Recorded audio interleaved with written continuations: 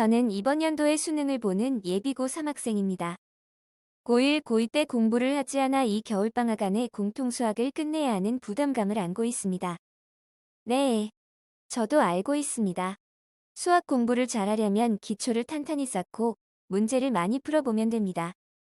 그러나 저는 그보다 수학을 왜 공부해야 되는지 그 이유를 확실히 알고 싶습니다. 현재 공통수학 정석을 풀고 있는데 한 달을 잡고 있었는데도 아직 인수분해를 끝마치지 못했습니다. 정석 3장을 4시간 정도를 잡고 낑낑대며 풀었습니다. 제가 수학을 싫어하고 공부도 안 했지만 제가 머리가 너무 안 좋다고 생각되고 거의 좌절적입니다. 저는 지방국립대 사법대를 지망하고 있는데 사범대라 수학 공부를 하지 않을 수는 없거든요. 어떻게 저에게 용기와 수학 공부를 하는 방법을 아시는 분 없으신가요? 참고로 모의고사 30점이 최고 점수이고 거의 18에서 24점 정도 나옵니다. 내신은 매 시험마다 가를 맞았었는데 이번에 처음으로 맞았습니다. 이건 질문보다는 상담이지만 제발 해결해주세요. 안녕하세요. 지식틀치기입니다. 먼저 답변 드리기 전 이미지 저작권상 화면과 음성이 고르지 않은 점 양해 바랍니다.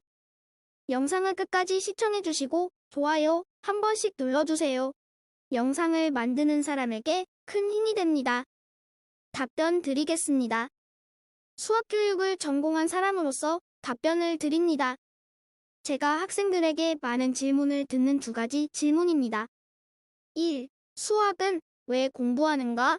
2. 수학을 잘하려면 어떻게 공부해야 하는가? 1번 질문을 알게 된다면 2번 질문에 대한 실마리를 찾으실 수 있습니다. 수학은 왜 공부하는가? 쉽게 비유를 하죠. 헬스클럽에 가면 많은 운동기구들을 볼 수 있습니다. 러닝머신, 덤벨, 역기 등등.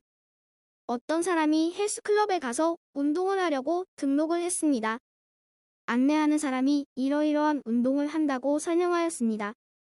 그랬더니 운동하러 온 사람이 하는 말, 저 역도 선수 할 거 아닌데 왜 역기 운동을 하죠? 저거 제가 써먹는 것도 아닌데. 물론 저런 이야기를 하는 사람은 없겠죠? 역기는 역도 선수가 되기 위해 역기를 드는 것을 써먹기 위해 하는 것이 아니라 힘 근육을 기르기 위해서 합니다. 마찬가지로 수학을 배우는 목적은 수학을 써먹기 위해 배우는 것이 아니라 수학적 사고력, 생각의 힘을 기르기 위해 수학을 배우는 것입니다. 생각의 힘을 기르기대 수학처럼 좋은 학문은 없습니다. 프랑스에서는 문과 과정에서도 수학을 중요과목으로 분류합니다.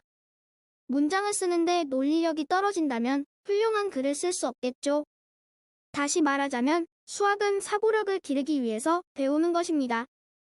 2. 수학을 잘하려면 말하기는 쉽지만 실천하기 어려운 부분입니다. 님께서 생각하기를 좋아하신다면 쉽게 수학에 접근하실 수 있습니다. 저도 수학을 잘하지 못했습니다. 그러나 좋아했습니다. 예를 들자면 수학책에 매 단원마다 소개되는 글들 있지요? 저는 그것에 흥미를 더 느꼈습니다. 수학의 종류는 어떤 것이 있을까? 이것은 어떻게 하다가 발견되었으며 이 수학은 어디에 쓰이는 것일까? 를 찾아보면서 이런저런 쉬운 책들을 많이 읽어보았습니다. 저도 님처럼 정석 보는데 3, 4시간 걸린 적이 있습니다. 문제를 풀어보는 것은 단순한 기술입니다. 공식만 외워서 풀 수 있는 것이죠. 그러나 님처럼 3, 4시간 걸리더라도 자신 혼자의 힘으로 하는 것이 중요합니다. 제가 보기에 수학은 양보다는 질이라고 생각합니다. 즉, 100문제를 기계적으로 풀기보다 한 문제를 이해해서 푸는 것이 중요하죠. 어려운 문제가 있을 때 저는 한 문제를 5시간 고민한 적이 있습니다. 공식도 모르는 것이었는데 공식을 유도하기 위해서 여태껏 배웠던 분야를 여러 가지 써보면서 고민하던 끝에 끝끝내 풀어내고 말았습니다. 아마도 시원적분 문제였던 걸로 기억이 납니다. 근데 답은 틀렸더군요. 하지만 생각하는 방법이 맞았었습니다. 결과는 달랑 한 문제를 그것도 5시간 동안 잡고 있었고 답도 틀렸지만 엄청난 공부가 되었지요. 도함수의 정의, 적분의 정의, 적분 공식, 부분 적분 유도 등등 원리를 혼자서 생각하고 정리하는 계기가 되었습니다. 지금은 님께서 고3이시니까 기본적인 사항을 보시는 시기는 너무 늦은 듯합니다. 그러나 각각의 단원에서 아주 난이도 있는 문제를 한 문제씩만 고민하면서 풀어보십시오.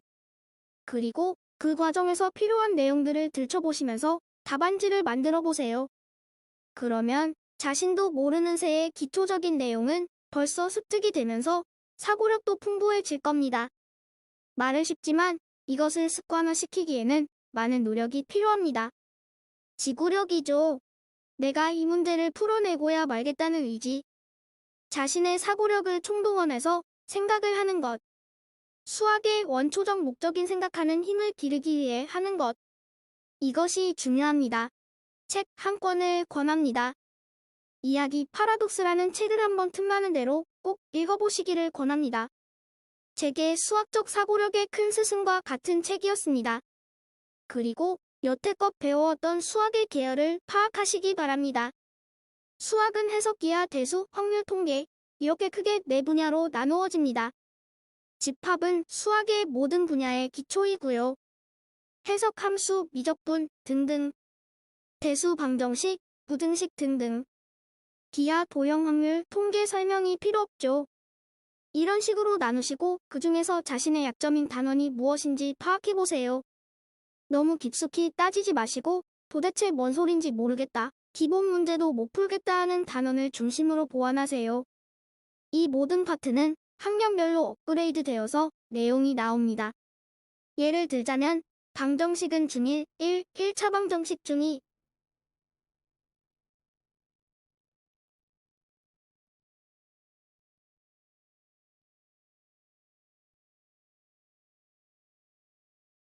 연립 방정식 중3, 2차 방정식 고1을 여러가지 방정식 이런 식으로 1년 주기로 비슷한 시기에 같은 계열의 내용을 업그레이드 되어서 배웠다는 것을 알게 될 겁니다. 자신 없는 파트를 찾으시고 몇 학년 때부터 보완을 해야 하는지를 파악하신 다음 그 부분부터 계열을 따라 보완하세요. 길게 설명했지만 아무튼 수학을 너무 어렵게 접하지 마시고요. 이번 수능에 꼭 열심히 하셔서 좋은 결과 있으시기 바랍니다. 지금까지 지식들찍이었습니다. 다음 영상은 더욱 호기심 많은 질문들로 업데이트될 예정입니다. 구독하시면 일상생활에서 가끔 궁금한 질문들이 함께할 것입니다. 지식과 상식 얻어가세요. 감사합니다.